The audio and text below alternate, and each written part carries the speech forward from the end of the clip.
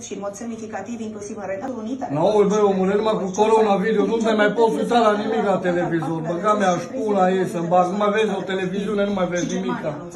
Futule soarele lui Dumnezeu, o să le fut cu coronavirusul, să-mi bag pula în ei. Nu sta așa futuri în gură cu coronavirus. Nu te mai poți uita la o știre, nu mai vezi nimic, băi, omule, nu.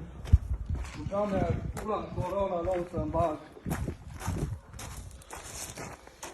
Au stat așa că rup televizorul, futui soarele, nu o să le fut cu coronavirusul, nu o să le fut așa mâine. Unde te uzi numai de coronavirus, nu? Pe stradă numai poliție, coronavirus, peste tot locul numai coronavirus. Cu le soarele, nu o să le fut cu coronavirus, nu coronavirus. Nu mai poți să vezi nimic la televizor, numai coronavirus. Numai coronele lui Dumnezeu, să-mi rog să mă put. Numai corona. Nu, coronavirus. Nu, mai băgați pe programele mele coronavirus, futu-vă altarul lui Dumnezeu. Mai băgați coronavirus.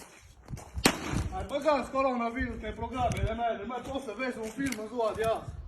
Tu le altarul lui Dumnezeu. Tu le